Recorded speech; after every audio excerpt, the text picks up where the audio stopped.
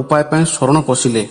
ଯୁଦ୍ଧରେ ନିଜ ସାଙ୍ଗ ନିଜ ସାଥୀମାନଙ୍କର ମୃତ୍ୟୁ ଜାଣିସାରିବା ପରେ ଯୁଦ୍ଧ ଜୟର କୌଣସି ଲାଭ ନାହିଁ, ଯୁଦ୍ଧ ବିଜୟ ପରେ କୌଣସି ଲାଭ ନାହିଁ ବା ଏ ଯୁଦ୍ଧକୁ ଜିତି ସାରିବା ପରେ ମୋତେ ଏଥିରେ କୌଣସି ଆନନ୍ଦ ରହିବ ନାହିଁ ବୋଲି ଭଗବାନ ଶ୍ରୀକୃଷ୍ଣଙ୍କୁ ଜଣାଇଲେ। ଅର୍ଜୁନଙ୍କର ଯୁଦ୍ଧ କ୍ଷେତ୍ରରେ ଅତ୍ୟନ୍ତ ବିଷାଦଗ୍ରସ୍ତ ଅବସ୍ଥାରେ ହିଁ ଥିଲେ।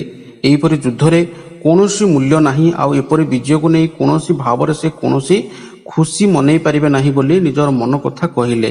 ଏହା କହିସାରିବା ପରେ ଯୁଦ୍ଧଭୂମିରେ ନିଜର ଅସ୍ତ୍ରକୁ ରଖିଦେଇ ପ୍ରଭୁ ଶ୍ରୀକୃଷ୍ଣଙ୍କ ଶରଣକୁ ଗଲେ। ଠିକ୍ ଏହି କାରଣରୁ ସେତେବେଳେ ଭଗବତ ଗୀତାର ଜନ୍ମଲାଭ ହୋଇଥିଲା।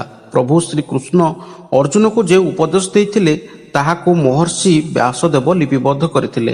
ଆଉ ସେହି ଉପଦେଶ ଅନୁସାରେ ଭଗବାନ ଶ୍ରୀକୃଷ୍ଣ ଅର୍ଜୁନକୁ କହିଲେ ଯେ ତୁମର ଶତ୍ରୁ ହେଉଛି ମାନବ ଶରୀର। ତୁମେ ତ ଶରୀରକୁ ଅନ୍ତ କରିବ, ତା ଆତ୍ମାକୁ କେହି ନଷ୍ଟ କରିପାରିବେ ନାହିଁ। ଆତ୍ମାକୁ କେହି